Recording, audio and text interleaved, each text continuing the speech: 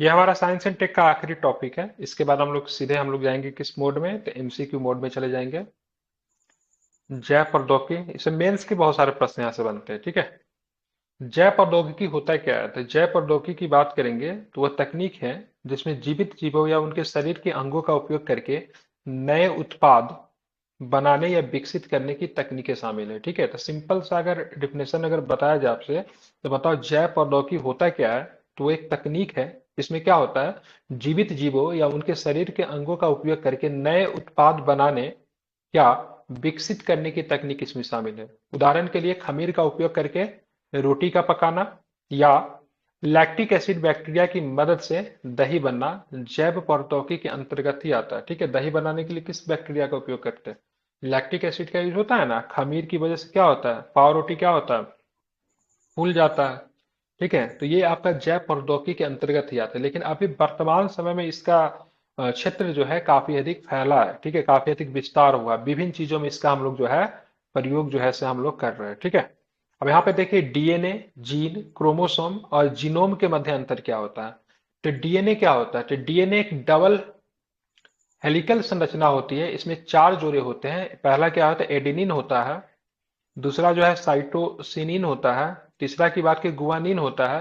और चौथा की बात करेंगे थाइमिन होता है। ठीक है, तो डीएनए में चार क्षार जुड़े होते हैं। ठीक है, क्या होते हैं, एडेनिन, साइटोसिन और गुआनिन और साथ में थाइमिन। जीन की बात करेंगे तो वंशानुक्रम, ठीक है, जो इनहेरिटेंस कहते हैं ना, उसका यूनिट होता है। ठीक है, इसकी मूल इकाई है। इसमें डीएनए के खंड शामिल होते हैं जो विशिष्ट प्रोटीन तथा आरएनए के कोड होते हैं। ठीक है, तो जीन किसका कोड होता है? तो विशिष्ट प्रोटीन तथा आरएनए के कोड होते हैं। ठीक है, अब आते हैं हम लोग क्रोमोसोम। क्रोमोसोम क्या होता है? तो ये डीएनए से बनी धागों जैसी संरचनाएं होती है जो अति संघनित रूप में हिस्टोन प्रोटीन के चारों ओर लिपटी होती है। ठीक है, क्रोमोसोम। क्रोमोसोम को हम लोग हिंदी में क्या बोलते हैं? गुणसूत्र ना। जी सर। गुणसूत्र। ठीक है, मनुष्य में कितने गुणसूत्र रहते हैं? मनुष्य में कितने जोड़े गुणसूत्र पाए जाते हैं? 46। 23। 46। ओ माई नहीं, गॉड, 46 23 पाया जाता है, 23 सर। जोड़ा। ठीक है, ध्यान में रखना, 23 जोड़ा। ठीक है, जोड़ा मैंने पूछा था। अब प्रत्येक गुणसूत्र में क्या होता है? प्रत्येक गुणसूत्र में डीएनए का एक अणु होता है जो जीनोमिक सूचना को कोशिका से कोशिका तक ले जाने का कार्य करता है। ठीक है, अब आते हैं हम लोग जीनोम। जीनोम को किसी जीव के डीएनए के संपूर्ण सेट के रूप में परिभाषित किया जा सकता है जिसमें सभी जीन शामिल होते हैं। ठीक है, प्रत्येक जीनोम में उस जीव के निर्माण और रख रखाव के लिए आवश्यक सभी सूचनाएं होती है।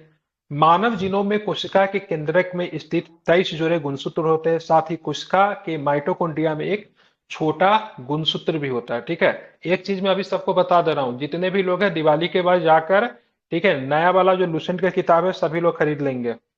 ठीक है, न्यू लूसेंट बुक। ठीक है, जिन्होंने खरीद लिया खरीद लेंगे। ध्यान में रखना है 2024 एडिशन होना चाहिए। ठीक है, 2024 एडिशन लेटेस्ट है आई थिंक। जाके सभी लोग जाके दुकान से जाके खरीद लेंगे, हिंदी इंग्लिश दोनों में अवेलेबल है। ठीक है, लूसेंट समझ। लूसेंट हाँ ऑब्जेक्टिव या सब्जेक्टिव?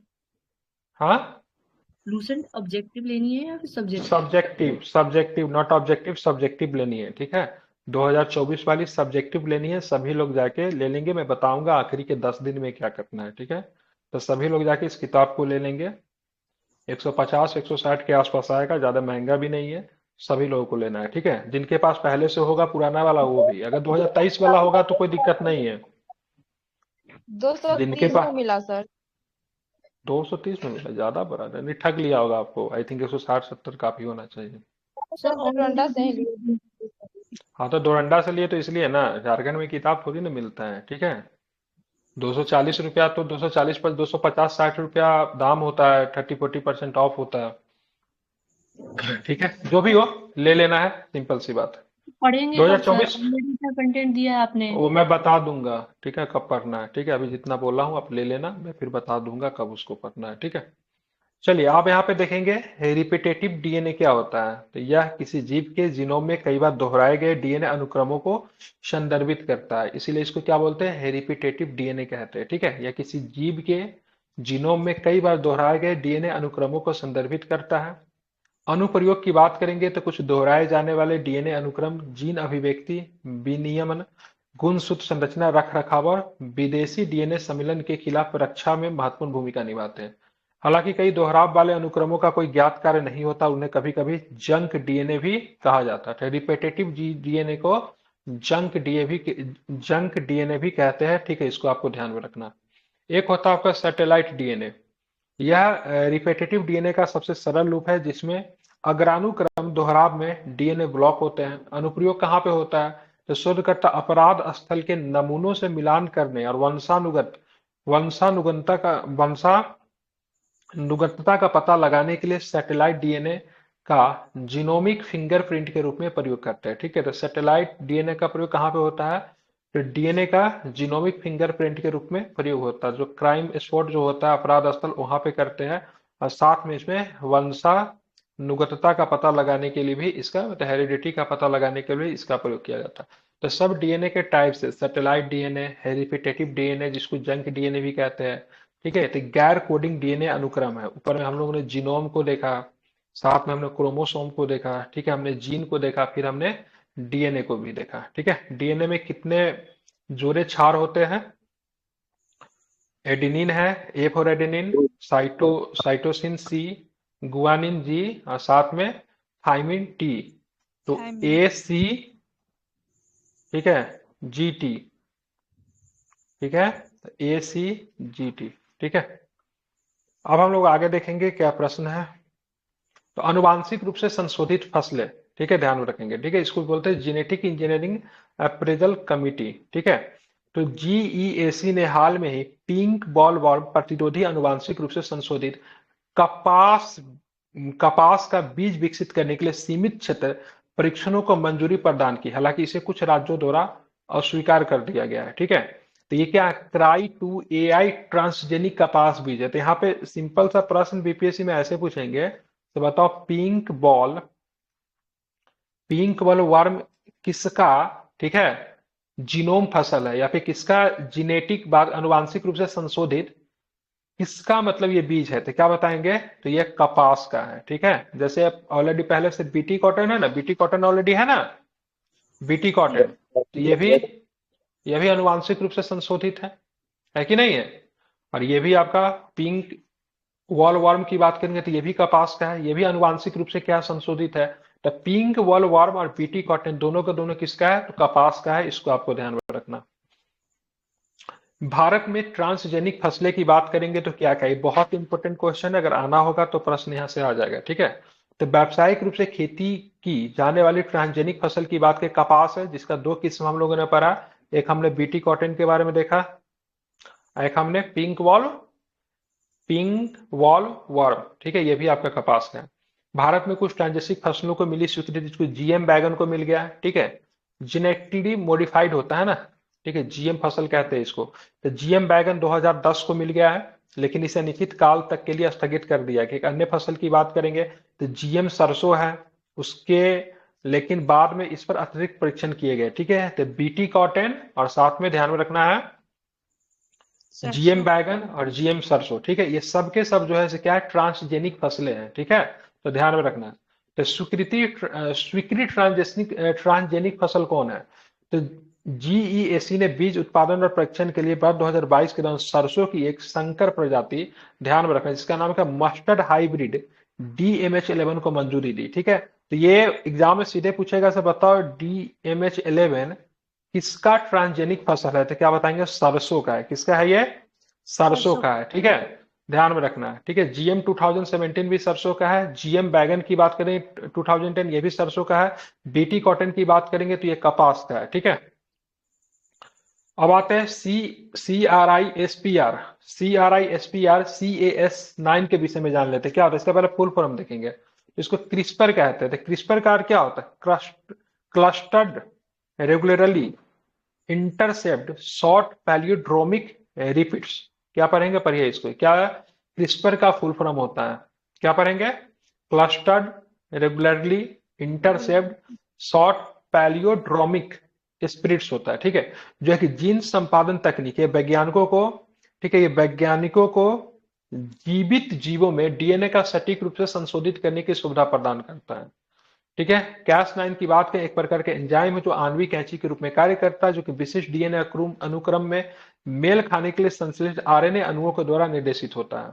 भारतीय वैज्ञानिकों ने, ठीक है, क्रिस्पर CS9 का उपयोग करके पहली कम तीखी सरसों की प्रजाति विकसित की है, जो इसे गैर जीएम और ट्रांजिन मुक्त बनाती है। ठीक है, तो क्रिस्पर Cas9 का प्रयोग करके किसकी फसल विकसित किया गया, तो क्या बताएंगे? सरसों की। ठीक है, जो कि कम तीखी है, ध्यान में रखना। ठीक है, तो ऐसे ही प्रश्न आ सकते हैं एग्जाम में। अब यहाँ पे देखिए, जीन संपादन की प्रक्रिया किस प्रकार से होती है। ठीक है, तो सरसों के पौधे में कम तीखेपन और बढ़ी हुई कीट और रोग प्रतिरोधक क्षमता जैसे वांछित लक्षण उनके डीएनए में विशिष्ट जीन को संशोधित करके प्राप्त किए जाते हैं। इसमें अन्य प्रजातियों में विदेशी जीन जोड़े बिना मौजूदा डीएनए में परिवर्तन करना शामिल होता है। इस दृष्टिकोण को अक्सर गैर जीव आनुवांशिक रूप से संशोधित जीव और ट्रांजिन मुक्त माना जाता है, क्योंकि इससे वांछित विशेषताओं को प्राप्त करने के लिए पौधे को अपनी आनुवंशिक सामग्रियों को संशोधित करना क्या होता है, शामिल होता है। ठीक है, ध्यान में इसको रखना है। तो इसमें इस तकनीक के द्वारा सरसों के बीज को क्या किया गया है, विकसित किया गया है। अब आते हैं माइटोकॉन्ड्रिया डोनेशन उपचार। माइटोकॉन्ड्रिया डोनेशन उपचार, इसको MDT कहते हैं। ठीक है, यूके में एक बच्चे के जन्म के लिए 3 व्यक्तियों ने डीएनए का उपयोग किया गया। ठीक है, यूके में एक बच्चे के जन्म के लिए 3 व्यक्तियों का डीएनए का उपयोग किया। इस तकनीक को माइटोकॉन्ड्रिया डोनेशन उपचार तकनीक के रूप में जाना जाता है। इसे 3 पेरेंट बेबी के नाम से भी जाना जाता है। ठीक है, तो MDT को किस नाम से, 3 पेरेंट बेबी के नाम से भी जानते हैं। माइटोकॉन्ड्रिया के विषय में हम थोड़ा जान लेते हैं। तो माइटोकॉन्ड्रिया की बात करेंगे तो माइटोकॉन्ड्रिया अधिकांशतः यूकेरियोटिक कोशिकाओं में पाए जाने वाला झिल्लीबद्ध अंग होता है। ठीक है, ये कोशिकाओं के पावर हाउस और मानव शरीर में कोशिका कार्यों को बढ़ावा देने के लिए ऊर्जा भी उत्पन्न करते हैं। ये कोशिकीय श्वसन करते हैं। कार्बोहाइड्रेट, वसा और प्रोटीन को कोशिका के उपयोगी ऊर्जा ATP में परिवर्तित भी करते हैं। कौन? माइटोकॉन्ड्रिया। माइटोकॉन्ड्रियल रोग, ठीक है, माइटोकॉन्ड्रियल रोग कौन कौन है, तो इसके बारे में थोड़ा जान लेते हैं।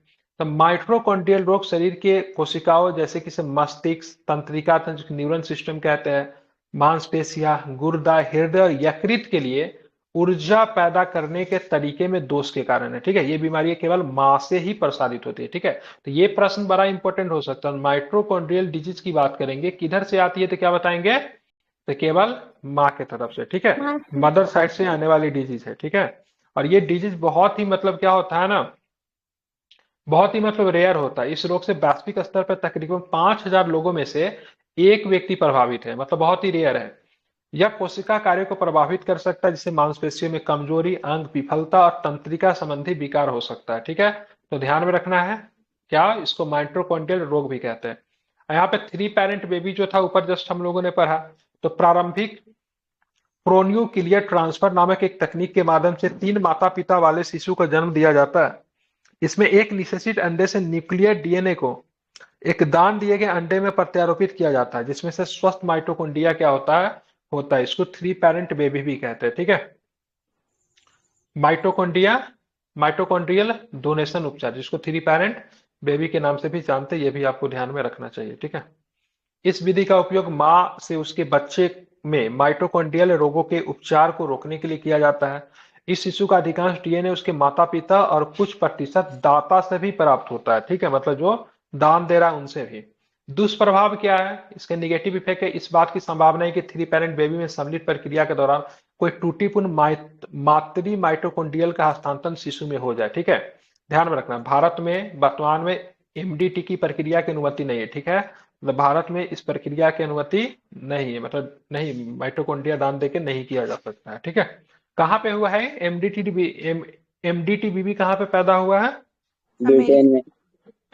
ठीक है, तो ध्यान में रखना है, ब्रिटेन में। ठीक है, अब आते हैं स्टेम सेल क्या होता है। ठीक है, अमेरिका और ब्रिटेन के वैज्ञानिकों ने हाल में शुक्राणु का उपयोग किए बिना स्टेम कोशिकाओं का उपयोग करके विश्व की पहली सिंथेटिक भ्रूण जैसी संरचना का निर्माण किया है। अब यहाँ पे स्टेम सेल क्या होता है, इसके बारे में जान लेते हैं। तो स्टेम सेल एक विशिष्ट प्रकार की कोशिका का समूह होती है। इन कोशिकाओं में शरीर के किसी भी अंग अथवा कोशिका को विकसित करने की क्षमता होती है। इन कोशिकाओं में स्वयं को नवीनीकृत कर सकने की भी क्षमता होती है। ये कोशिकाएं मानव शरीर के अंदर किसी भी प्रकार की कोशिका की मरम्मत करने तथा उसे उस स्थान से प्रतिस्थापित करने की भी क्षमता इसमें होती है। ठीक है, इन कोशिकाओं का मूल उद्देश्य शरीर की क्षतिग्रस्त कोशिकाओं की मरम्मत करना अथवा नष्ट हो रही ठीक है, कोशिकाओं की क्षतिपूर्ति और शरीर की सामान्य वृद्धि तथा विकास के लिए कोशिकाओं की आपूर्ति करना भी शामिल है, ध्यान में रखना है। इसको बोलते हैं क्या, स्टेम सेल। आप देखेंगे स्टेम कोशिकाओं के मुख्य प्रकार की बात करें तो स्टेम कोशिकाओं मुख्य रूप से दो प्रकार की होती है। एक होता है भ्रूणीय स्टेम कोशिकाएं, जिसको बोलते हैं इम्ब्रोनिक स्टेम सेल्स। ये कोशिकाएं भ्रूण से प्राप्त होती है।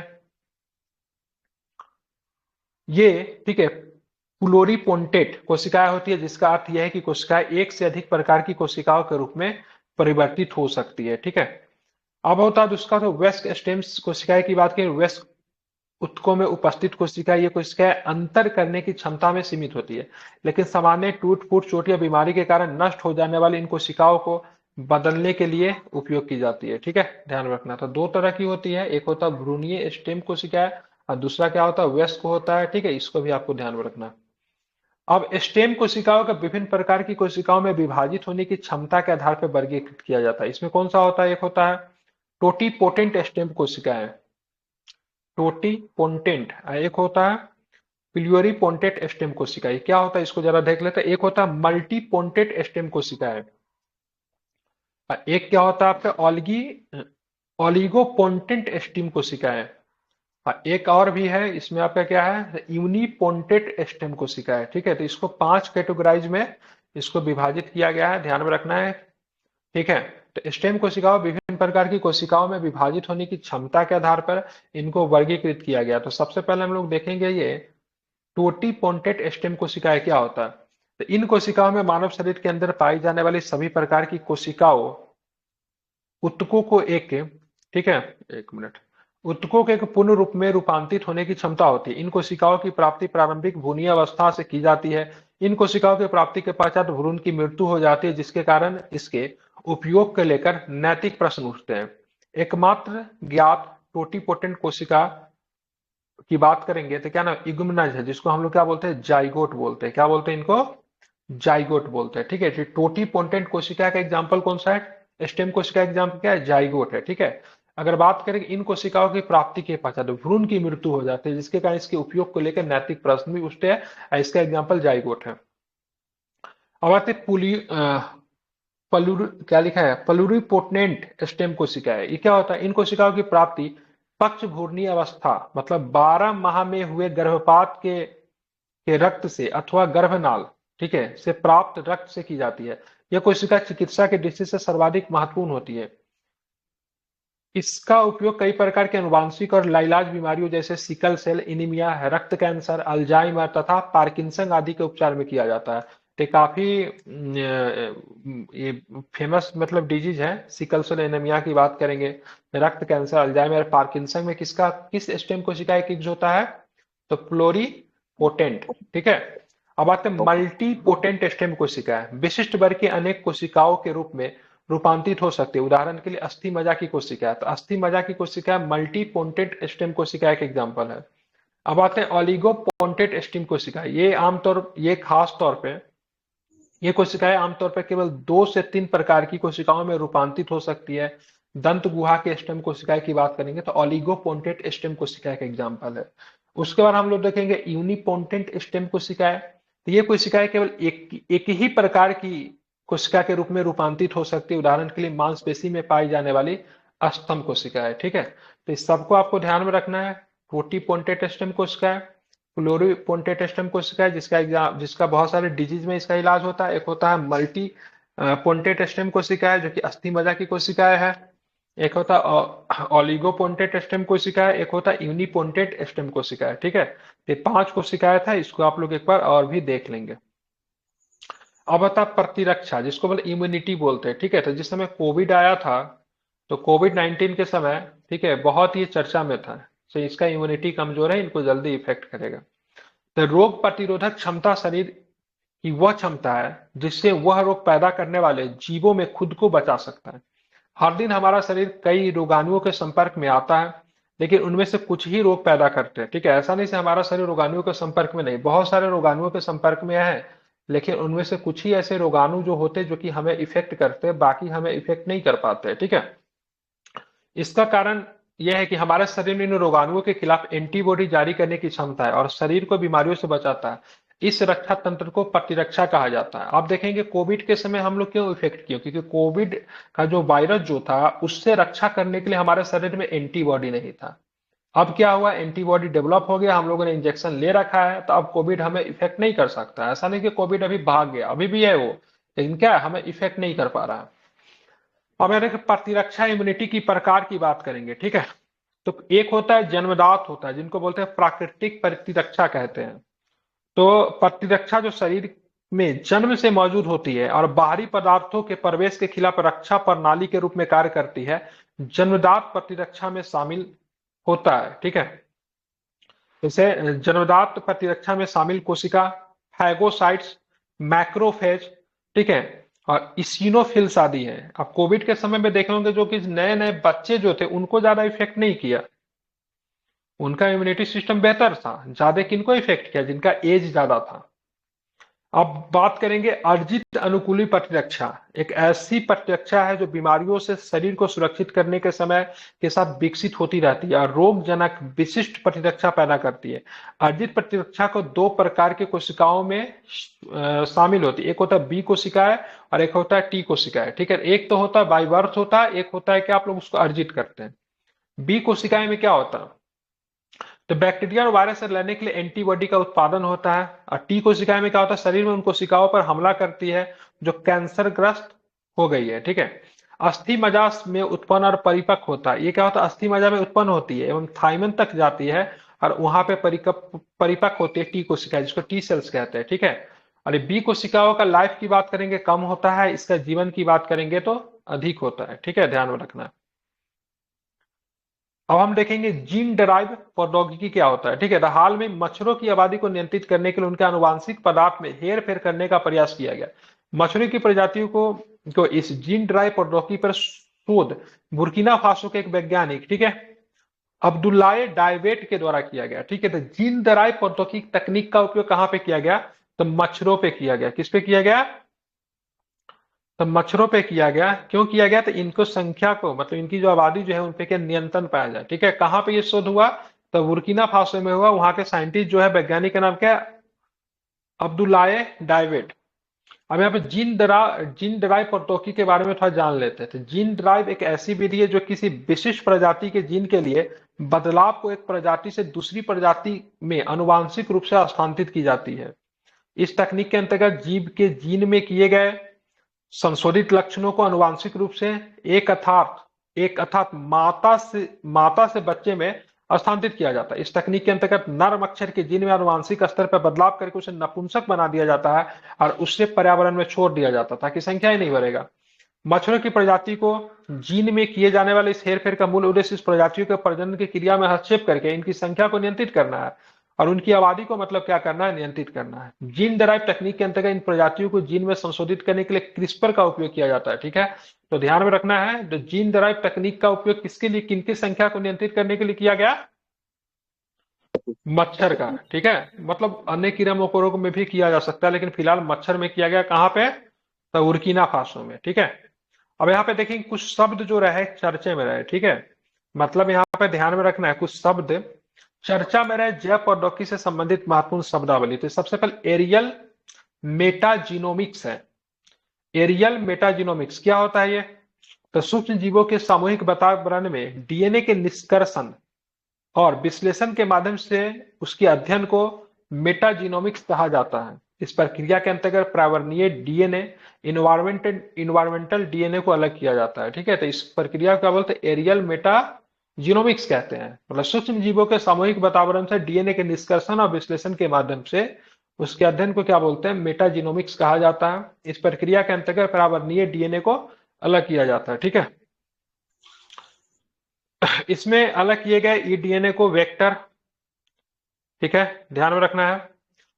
ई डीएनए को वेक्टर में डालना तथा स्क्रीनिंग के लिए इस डीएनए को मेजबान बैक्टीरिया में डालना शामिल होता है, ठीक है। पर्यावरणीय डीएनए जिसको इन्वायरमेंटल डीएनए कहते हैं उसके बारे में जान लेते हैं। ये जानवरों द्वारा अपनी सांस, लार या अथवा मल, ठीक है, फॉर ऑफ फिशेस इत्यादि के माध्यम से पर्यावरण में, ठीक है, ध्यान में रखना है, निर्मुक्त किए गए डीएनए को क्या करता है, संदर्भित करता है। ठीक है, ये पूरे निवास के साथ, ये पूरे निवास स्थान के व्यापक जांच की सुविधा प्रदान करता था, स्थलीय जंतुओं की पहचान और निगरानी करने में भी प्रभावी रहता है। ठीक है, ध्यान में रखना है। ठीक है, इंपॉर्टेंट। अब आते हैं डीएनए बार कोडिंग क्या होता है। तो यह संदर्भ संग्रह के साथ अलग अलग अनुक्रमों की तुलना करके उनके जीनों में एक विशिष्ट लघु डीएनए अनुक्रम के माध्यम से प्रजातियों की पहचान करने की प्रक्रिया है।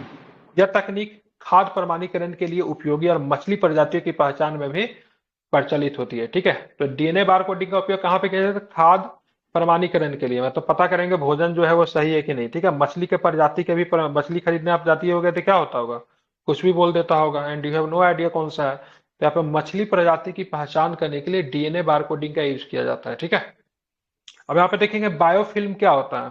तो यह बैक्टीरिया जैसे सूक्ष्मजीवों की प्रतिरोधी परत है जो चिकित्सा उपकरणों, धातु और प्लास्टिक और कार्बनिक पदार्थों के सहित विभिन्न सतहों पर चिपक जाते हैं। ठीक है, ये जैव जीव स्वनिर्मित बाह्य कोशिकाओं, ठीक है, पॉलीमरिक पदार्थ में संलग्न होते हैं। अब यहाँ पे देखेंगे माइक्रो सैटेलाइट डीएनए क्या होता है। तो शॉर्ट टेंडेम रिपीट एसटीआर या माइक्रो सैटेलाइट डीएनए छोटे डीएनए अनुक्रम होते हैं जो आमतौर पर एक से 6 जोड़े लंबे होते हैं, जो जीनोम में विशिष्ट स्थानों पर क्रमिक रूप से दोहराए जाते हैं।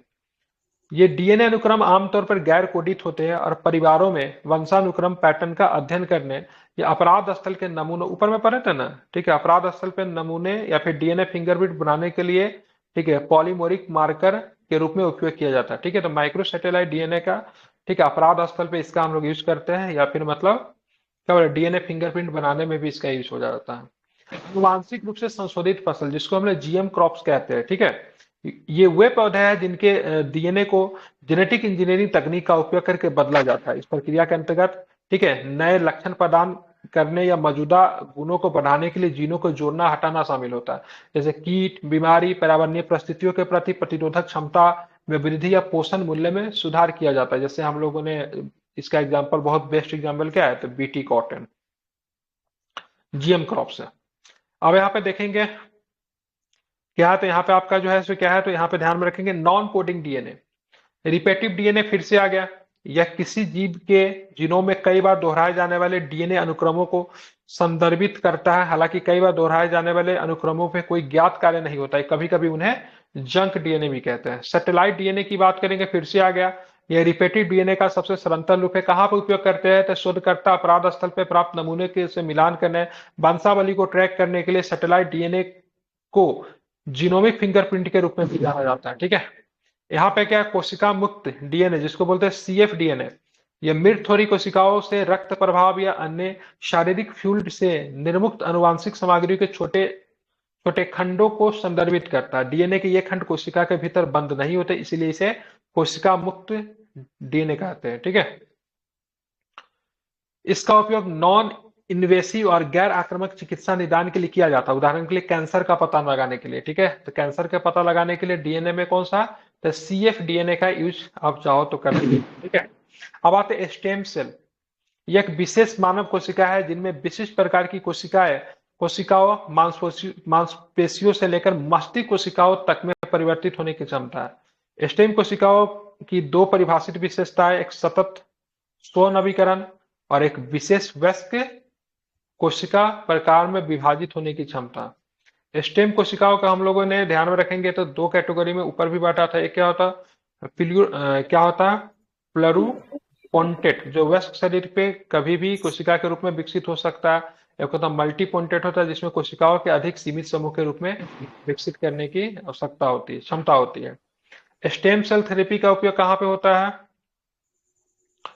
एक नवीन चिकित्सीय दृष्टिकोण है जिसमें मानव शरीर में क्षतिग्रस्त चीजों को, मानव शरीर में क्षतिग्रस्त कोशिकाओं उत्कों को पुनर्जीवित करने या रोगी में बहिर्जात कोशिकाओं को प्रविष्ट कराकर इन कोशिकाओं को नई स्वस्थ और पूरी कार्यात्मक कोशिकाओं में प्रतिस्थापित करने के लिए स्वनवीनीकरण और विभाजन सहित स्टेम कोशिकाओं से प्रतिस्थापित करने के लिए स्वनवीनीकरण और विभाजन सहित स्टेम कोशिकाओं के अद्वितीय गुणों का उपयोग करता है। ठीक है, अब बात करेंगे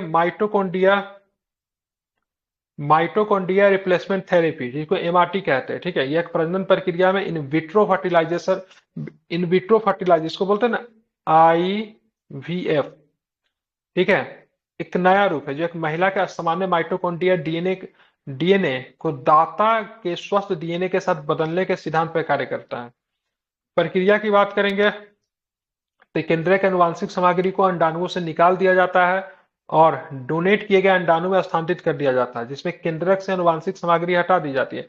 इसके बाद भ्रूण बनाने के लिए अंडों को सिकुड़ाने के साथ निषेचित किया। ये तकनीक का उपयोग कहाँ पे किया जाता है? सर यही ना IVF। 3 पेरेंट्स बेबी वाला कॉन्सेप्ट है। ये 3 पेरेंट्स बेबी वाला थोड़ी ना है, उसका तो MDT था ना। अरे नहीं, सेम बच्चे, कॉन्सेप्ट तो सेम ही है। हाँ ठीक है, लेकिन इसमें भारत में लीगल है ये। यहाँ पे जैसे कि से क्या बोलते हैं यार टेस्ट ये कुछ, हाँ बिल्कुल, टेस्ट ट्यूब बेबी में इसका यूज होता है। सर टेस्ट ट्यूब बेबी और 3 पेरेंट्स में भी अलग है सर, वो इस दोनों का कॉन्सेप्ट इंटायरली अलग है। लेकिन IVF तकनीक का तो यूज करते हैं ना टेस्ट ट्यूब बेबी में। जी सर, हाँ सर, वो आईवीएफ के लिए है, टेस्ट ट्यूब जो बेबी हाँ वाला कॉन्सेप्ट है सर, लेकिन वो बिल्कुल, 3 पेरेंट अलग है। तो हाँ 3 वो पेरेंट ऊपर अलग में हो तो इंडिया में लीगल भी नहीं है। हाँ, इंडिया में लीगल नहीं ना 3 पेरेंट, भारत में अनुमति नहीं ना उसको करने की। नहीं सर, नहीं। हमें सेरोगेसी दूसरा होता है, ठीक है। सेरोगेसी का मतलब होता है किराए की माँ होता है, ठीक है। उसमें बाहर निषेचन का डेवलपमेंट नहीं होता है। हाँ, जीन्स जीन्स इतना फिल्म सब आ गया, इसलिए बोलते हैं फिल्म देखने के लिए। अभी आया था ना मिमी की मिनी, कौन फिल्म था? मिमी। जाके देखो, कल कल देख कर आएगी, ठीक है। जीन्स जीन साइलेंसिंग थेरेपी या फिर जीन नॉकडाउन टेक्नोलॉजी क्या होता है, ठीक है। तो जीन साइलेंसिंग थेरेपी या फिर जीन नॉकडाउन टेक्नोलॉजी की बात करेंगे तो इस प्रक्रिया के अंतर्गत कुछ बीमारियों या कार्यों के लिए जिम्मेदार विशिष्ट जीन को दबाने या उसे निष्क्रिय करने के लिए शरीर की अंतर्निहित तंत्र का लाभ उठाया जाता है। इस प्रक्रिया के अंतर्गत एक जीन की अभिव्यक्ति को अस्थायी रूप से अवरुद्ध करना तथा उसे प्रोटीन का उत्पादन करने से रोकना होता है, ठीक है। इसको बोलते हैं जीन साइलेंसिंग थेरेपी या फिर जीन नॉकडाउन टेक्नोलॉजी, ठीक है। इसमें क्या होता है, तो प्रोटीन का उत्पादन करने से रोकना होता है। इस प्रक्रिया के माध्यम से उन्हीं जीनों का अवरुद्ध करने का प्रयास किया जाता है जिनसे कि अवांछित प्रभाव उत्पन्न हो सकते हैं, ठीक है। उदाहरण के लिए RNAi तकनीक, ठीक है, जिसको बोलते हैं RNA इंटरफेयर, ठीक है। RNA हस्तक्षेप प्रौद्योगिकी, जिसको बोलते हैं RNA इंटरफेरेंस RNA टेक्नोलॉजी, इसको क्या बोलते हैं, RNAi बोल दिया जाता है, ठीक है। यह एक प्रकार का जीन साइलेंसिंग तकनीक है। यह लक्षित कोशिकाओं में प्रोटीन संश्लेषण को रोकता है। इस तकनीक का माध्यम से लक्षित कोशिकाओं में प्रोटीन संश्लेषण की क्रिया को रोकने के लिए डबल स्टैंडर्ड RNA का उपयोग किया जाता है।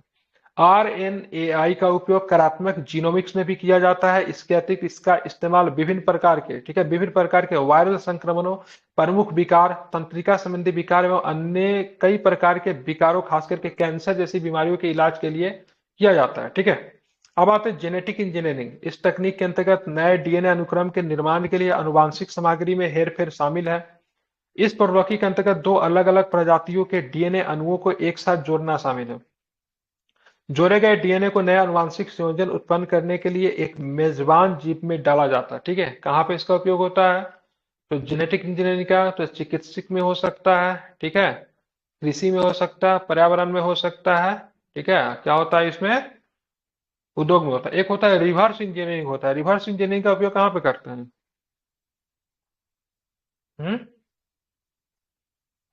सर मिसाइल टेक्नोलॉजी वगैरह में भी रिवर्स हाँ, इंजीनियरिंग मिसाइल मैन्युफैक्चरिंग टेक्नोलॉजी वाला सेक्टर रिवर्स टेक्नोलॉजी, हाँ बिल्कुल, मैन्युफैक्चरिंग सेक्टर में जनरली होता है। जैसे अपना सामान हमने कुछ दे दिया आपको, उसका टेक्नोलॉजी केवल मेरे पास है, ठीक है, आप उसको खोल उल करके जान गए इसमें क्या क्या हुआ और अपना आपने उसमें बना लिया, उसको बोलते हैं रिवर्स टेक्नोलॉजी, ठीक है। और जेनेटिक चाइना इंजीनियरिंग, चाइना तो सर यही करता है। एक्सपर्ट है चाइना रिवर्स टेक्नोलॉजी में, ठीक है। अब बायोपेस्टिसाइड तो जानते हैं, जैव कीटनाशक होता है, एक प्रकार का कीटनाशक है। इन्हें जानवरों, पौधों, बैक्टीरिया के कुछ खनिजों जैसे प्राकृतिक सामग्रियों से प्राप्त किया जाता है। ये पारंपरिक चिकित्सा की तुलना में कम विषैले होते हैं। ये केवल लक्षित कीटों और जीवों को ही प्रभावित करते हैं, ठीक है। जैसे नॉर्मल कीटनाशक आप डालते हैं तो क्या होता है, जितना सब कुछ होता है सारे ही जीव को मार देता है। लेकिन जो जैव कीटनाशक होता है, वो जो लक्षित जो होता है, जो एम जो होता है, इस कीड़ा को समाप्त करना है, इस डिजीज को प्रभावित करना है, उसी को करता है। जैसे कि आपके हाथ में भी बहुत सारा बैक्टीरिया होगा, लेकिन सारे के सारे नुकसानदायी थोड़ी ना है। बैक्टीरिया कुछ हेल्पफुल भी होते हैं, ठीक है। अब यहाँ पे सर देखेंगे गुड बैक्टीरिया। गुड बैक्टीरिया और बैड बैक्टीरिया, ठीक है। अब यहाँ पे देखेंगे क्या होता है ट्रांसक्रिप्टोम। यह किसी जीव के जीन में वेस्ट मैसेंजर आरएनए अणुओं को पूरी श्रृंखला को संदर्भित करता है। ये प्रोटीन कोडिंग एमआरएनए को लेकर नॉन कोडिंग आरएनए तक सभी आरएनए अणुओं को सेट को संदर्भित करता है, जिसमें आरआरएनए, टीआरएनए, ठीक है, आईएनसीआरएनए, ठीक है, प्री एमआईआरएनए और अन्य शामिल है। अब कहते हैं जीनेटिक उत्परिवर्तन, ठीक है, इसको अनुवांशिक उत्परिवर्तन, जेनेटिक म्यूटेशन भी कहते हैं। क्या होता है ये? तो ये किसी जीव के जीनोम के भीतर डीएनए अनुक्रम के प्रभाव को संदर्भित करता है। ये परिवर्तन डीएनए प्रतिकृति के दौरान त्रुटियों के कारण पर्यावरणीय कार्यों के परिणाम स्वरूप हो सकता है, ठीक है, जिसको डीएनए रेप्लिकेशन कहते हैं। यह किसी जीव के भौतिक लक्षण में परिवर्तन ला सकता है। यह किसी जीव के जीवित रहने और प्रजनन करने की क्षमता को भी प्रभावित कर सकता है, ठीक है, इसको जेनेटिक म्यूटेशन कहते हैं, ठीक है। अब बीटी बैगन की बात करेंगे तो कौन सा है? तो ये भी तो भाई क्या है, तो एक प्रकार का ट्रांसजेनिक बैगन है बीटी बैगन, बीटी ब्रेंजल या फिर बीटी कॉटन। इसे मृदा के जीवाणु बैसिलस, ठीक है, इसे मृदा के जीवाणु बैसिलस थुरिंजियनिसिस के जीन क्राई1c को बैगन में डालकर बनाया गया। इस प्रकार से विकसित बैगन में फल और अंकुर छेदक कीड़ों के विरुद्ध प्रतिरोध विकसित होता है, ठीक है, मतलब यहाँ पे कीड़ा वगैरह अटैक नहीं कर सकता है, ठीक है। तो बीटी बैगन याद रखना। एंटीऑक्सीडेंट क्या होता है? एक ऐसे अणु होते हैं जो उम्र बढ़ने और बीमारियों में योगदान देने वाले मुक्त कणों जो कोशिकाओं को नुकसान पहुंचाया करते को निष्क्रिय करके, ठीक है, ऑक्सीडेटिव तनाव को कम करने में सहायक होते हैं। ये कोशिका क्षति को रोककर स्वास्थ्य बनाए रखने में महत्वपूर्ण भूमिका निभाते हैं। ये फलों तथा सब्जियों सहित विभिन्न खाद्य पदार्थों में पाए जाते हैं, ठीक है। इसको क्या बोलते हैं? तो इसको बोलते हैं हम लोग एंटी ऑक्सीडेंट, ठीक है। अब जितना भी अभी हम लोग पढ़े हैं ना, अब हम लोग क्वेश्चन करेंगे ना, तो ये सारा ही आसान हो जाएगा। आप में से ज्यादातर लोगों को रखा होगा तो कुछ नहीं याद हुआ, आई नो एवरीथिंग, ठीक है। सर इसका लेकिन आप इंग्लिश क्वेश्चन में पढ़ोगे नहीं ना, है। इंग्लिश में रहता तो दिया ही रहता मैं, लेकिन जब आप इसका क्वेश्चन करोगे तो सारे ही कॉन्सेप्ट आपके क्लियर हो जाएंगे। और इसी पब्लिकेशन का क्वेश्चन भी आपको दिया गया।